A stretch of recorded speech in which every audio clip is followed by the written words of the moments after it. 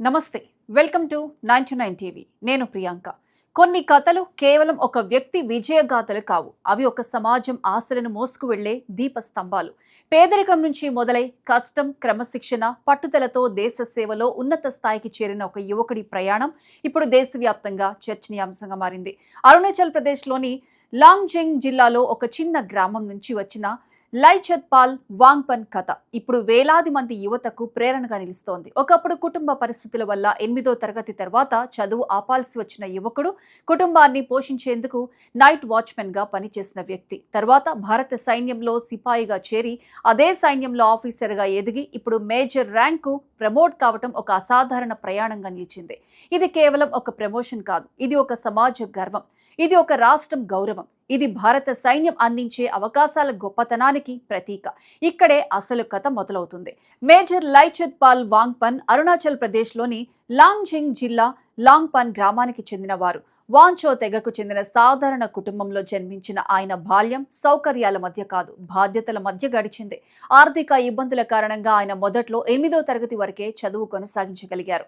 కుటుంబానికి తోడ్పడాల్సిన పరిస్థితి రావడంతో బార్డర్ రోడ్స్ ఆర్గనైజేషన్ కింద పనిచేసే జనరల్ రిజర్వ్ ఇంజనీర్ ఫోర్స్ అంటే GREF లో నైట్ వాచ్మెన్ గా పనిచేశారు. ఒక యువకుడికి అది చిన్న ఉద్యోగంగా కనిపించవచ్చు, కానీ అదే ఉద్యోగం ఆయన జీవితానికి తొలి మలుపు ఇచ్చింది.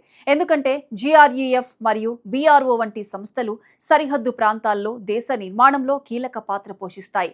అక్కడ పనిచేయడం ద్వారా ఆయనలో క్రమశిక్షణ, దేశ సేవ పట్ల గౌరవం, యూనిఫామ్ పట్ల ఆకర్షణ పెరిగింది. ఆ తర్వాత ఆయన భారత సైన్యంలో సిపాయిగా చేరారు. చాలా మంది అక్కడే ఆగిపోయేవారు, కానీ లైచత్ పాల్ వాంగ్పన్ ఆగలేదు. సైనిక జీవితంలోని కఠినమైన బాధ్యతల మధ్య కూడా ఆయన తన చదువును కొనసాగించారు. డ్యూటీలు, శిక్షణ, పోస్టింగ్స్, ఒత్తిడి ఇవన్నీ మధ్యలోనే సెకండరీ, సీనియర్ సెకండరీ, కాలేజ్ స్థాయి విద్యను దూర విద్య ద్వారా పూర్తి చేశారు. ఇది సాధారణ విషయం కాదు, ఎందుకంటే సైన్యంలో ఒక సిపాయిగా పనిచేయడం అంటే శారీరకంగా, మానసికంగా పూర్తి క్రమశిక్షణ అవసరం. అలాంటి పరిస్థితుల్లో చదువు కొనసాగించడం, ఆ తర్వాత ఆఫీసర్ కావాలనే లక్ష్యంతో ముందుకు సాగటం అసాధారణ పట్టుదలకే సాధ్యం. ఇక్కడ మరో కీలకమైన మలుపు వచ్చింది. తనతో పాటు పనిచేసే ఆఫీసర్లను చూసి ఆయనలో ఒక ఆలోచన పుట్టింది. నేను కూడా ఒకరోజు నాయకత్వం వహించాలి, నేను కూడా ఆఫీసర్గా మారాలి. ఇది కలగా మొదలైంది, కానీ ఆయన దాన్ని లక్ష్యంగా మార్చుకున్నారు. భారత సైన్యంలో ఆఫీసర్ కావాలంటే సర్వీసెస్ సెలక్షన్ బోర్డ్ అంటే SSB క్లియర్ చేయాలి. ఇది కేవలం పరీక్ష కాదు, ఇది వ్యక్తిత్వం, నాయకత్వం, మానసిక స్థైర్యం, శారీరక సామర్థ్యం, నిర్ణయ సామర్థ్యం అన్నిటినీ పరీక్షించే కఠినమైన ఎంపిక ప్రక్రియ. అలాంటి SSBను ఆయన క్లియర్ చేశారు. ఆ తర్వాత చెన్నైలోని ఆఫీసర్స్ ట్రైనింగ్ అకాడమీలో శిక్షణ పొందారు. జూన్ 2020లో ఆయన భారత సైన్యంలో లెఫ్టినెంట్ గా కమిషన్ అయ్యారు.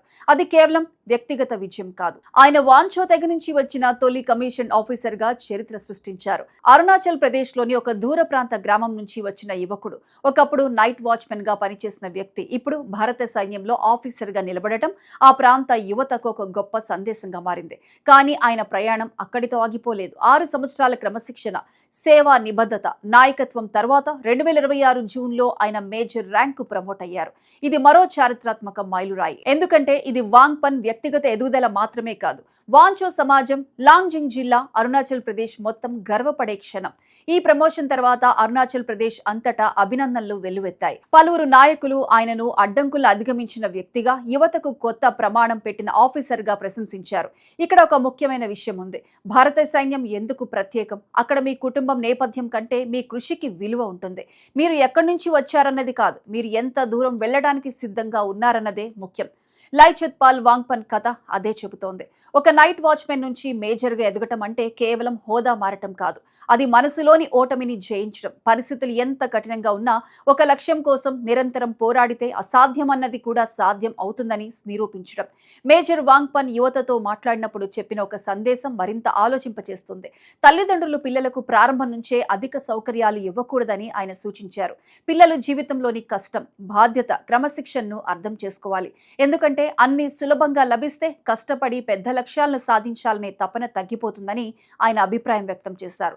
ఈ మాటలు కేవలం ఒక సైనికుడి మాటలు కావు, జీవితాన్ని నేల నుంచి ప్రారంభించి కష్టం ద్వారా పైకి ఎదిగిన వ్యక్తి అనుభవం. ప్రస్తుతం దేశంలో వేలాది మంది యువకులు చిన్న పట్టణాలు, గ్రామాలు, సరిహద్దు ప్రాంతాల నుంచి పెద్ద కలలు కంటున్నారు. కానీ చాలా మందికి మొదటి అడ్డంకి ఆర్థిక పరిస్థితి, రెండో అడ్డంకి అవకాశాల కొరత, మూడో అడ్డంకి ఆత్మవిశ్వాసం లోపం. మేజర్ లైచిత్ పాల్ వాంగ్పన్ కథ ఈ మూడు అడ్డంకులకు ఒకే సమాధానం ఇస్తోంది. పరిస్థితులు మీ ప్రారంభాన్ని నిర్ణయించవచ్చు, కానీ మీ గమ్యాన్ని నిర్ణయించేది మీ పట్టుదల మాత్రమే. ఒకప్పుడు 8వ తరగతి తర్వాత చదువు ఆపాల్సి వచ్చిన యువకుడు తర్వాత అదే చదువును పూర్తి చేసి ఎస్ఎస్బి క్లియర్ చేసి ఓటీఏలో శిక్షణ పొంది భారత సైన్యంలో మేజర్ ర్యాంకు ఎదిగితే అది కేవలం ప్రేరణాత్మక కథ కాదు, అది ఒక సామాజిక సందేశం. ఈశాన్య భారతంలోని దూర ప్రాంతాల్లో కూడా ప్రతిభ ఉంది, గిరిజన సమాజాల్లో కూడా నాయకత్వం ఉంది. అవకాశం, క్రమశిక్షణ, పట్టుదల కలిస్తే దేశానికి సేవ చేసే అత్యున్నత స్థాయికి కూడా చేరుకోవచ్చు. మొత్తంగా చూస్తే మేజర్ లైచిత్ పాల్ వాంగ్పన్ ప్రయాణం భారత సైన్యం ఇచ్చే సమాన అవకాశాల గొప్ప ఉదాహరణగా నిలుస్తోంది. ఇది పేదరికం నుంచి గౌరవానికి చేసిన ప్రయాణం, నైట్ వాచ్మెన్ నుంచి ఆర్మీ మేజర్ గా ఎదిగిన ప్రయాణం, ఒక వ్యక్తి కల నుంచి ఒక సమాజం గర్వంగా మారిన ప్రయాణం. మరి ఈ కథ మరింతమంది యువతను యూనిఫామ్ వైపు నడిపిస్తుంది. దూర ప్రాంత గ్రామాల్లో ఉన్న పిల్లలకు ఇది కొత్త ఆశని ఇస్తుందా? పరిస్థితులు కఠినంగా ఉన్నా కలలు పెద్దగా ఉండొచ్చని ఈ కథ మరోసారి నిరూపించిందా? మేజర్ లైచిత్ పాల్ వాంగ్పన్ జీవితం చెబుతున్న సమాధానం ఒకటే: కలలు కనే ధైర్యం ఉంటే, ఆ కలల కోసం కష్టపడే పట్టుదల ఉంటే ప్రారంభం ఎక్కడైనా కావచ్చు, కానీ గమ్యం గౌరవంతో నిండినదే అవుతుంది.